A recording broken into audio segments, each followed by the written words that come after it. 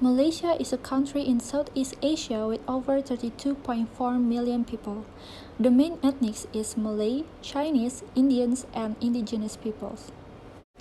Today we'll be going to discuss about Malaysia's culture with Hoftstede and Trompenaars perspective.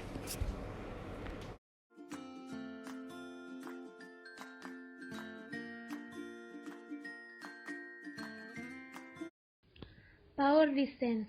Power distance in Malaysia is defined as the extent to which the less powerful members of institution and organization within a country expect that accept that power is distributed unequally. Business. Malaysia's score is very high on this dimension.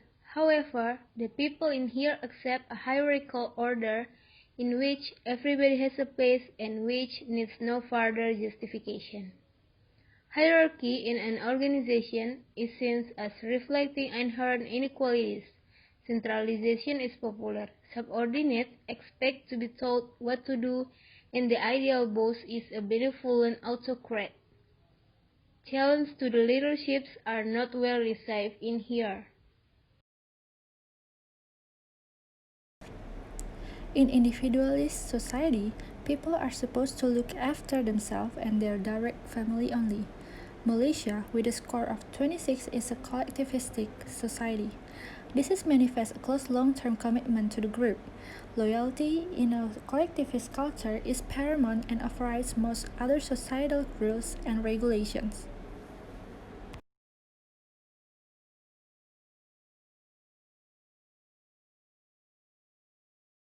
Malaysia has no clear dominant cultural value, which means Malaysia has a bit of masculine in some parts and feminine in other parts. Some Malaysians may have strong egos, they have pride dealing with some things. Also, money and achievements are important to them. But in other parts, Malaysians value relationship and selflessness. They tend to be more focused on quality of life. Malaysia has this proverb that says, debt in gold can be paid, however, debt in gratefulness will be carried to the grave. Uncertainty avoidance. The dimension uncertainty avoidance has to do with the way that a society deals with the fact that the future can never be known. This ambiguity brings with it anxiety, and different cultures have learned to deal with this anxiety in different ways. The extent to which the members of a culture feel threatened by ambiguous or unknown situations and have created beliefs and institutions that try to avoid these is reflected in the score of uncertainty avoidance.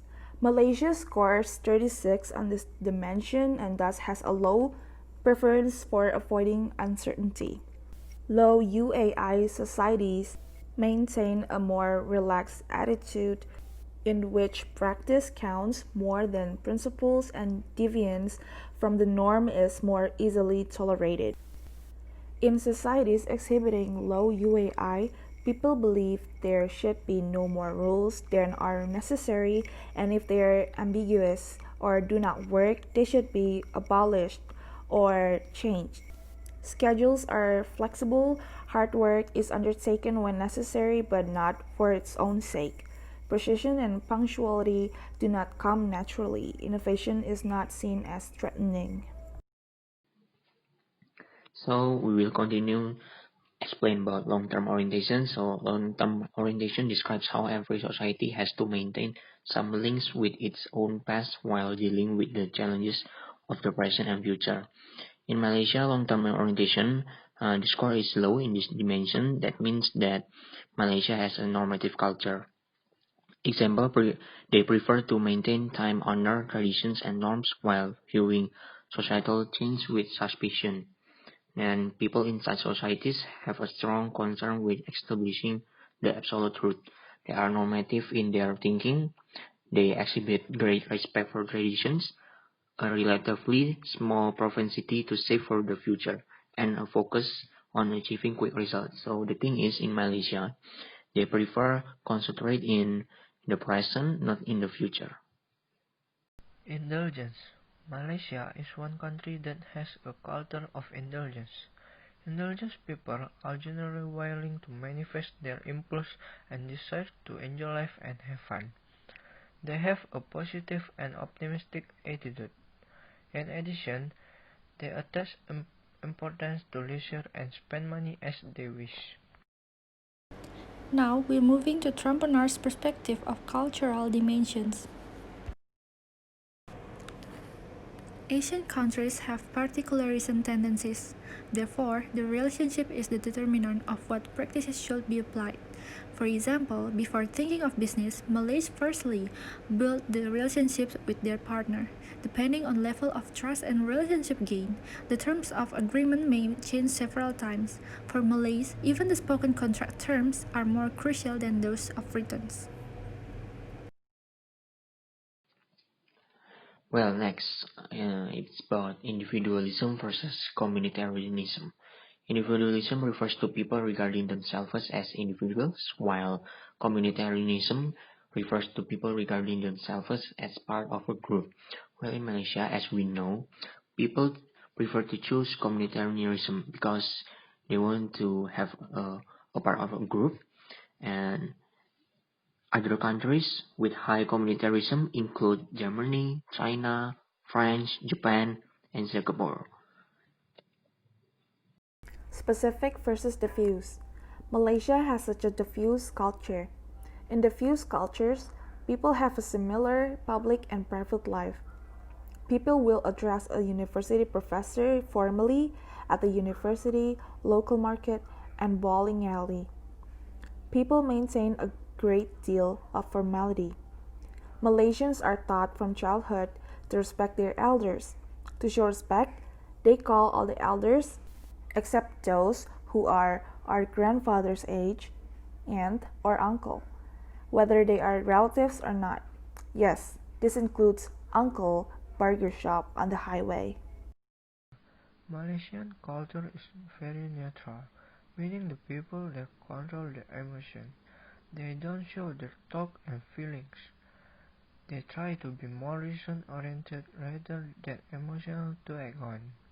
This happens because of the influence of Asian culture, where respect for others is natural in feeling and calm. In description, status is based on who or what a person is. These people believe that you should be appreciated for who you are, and they have a high degree of tradition that allows them to influence others that is founded on their position in society. Malaysia is more of an description than an achievement. It is because of the hierarchy and respect to elders.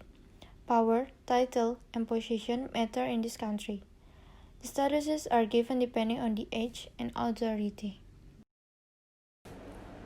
Malay attitude towards time is synchronous. They see past, present, and future as interwoven. Therefore, their view of time is flexible. For example, in Malay, even if the wedding was announced to be held at afternoon, the guests were coming after 12 and even few in the evening. Internal versus external. Number 1. Malaysia people who are Muslim is believe in external logos of control or in fatalists. Number 2. The combination of masculinity and femininity allows males as well as female manager to be sent there. Number 3. Malay businessmen will insist on concession, but won't give up on something in exchange. Number 4.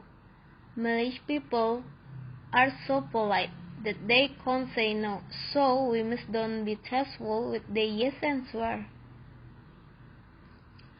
Number 5. If someone invites you, bring a gift, but avoiding wrapping it in white, blue, or black, as they symbolize death. Well, that's all for today. Thank you for watching.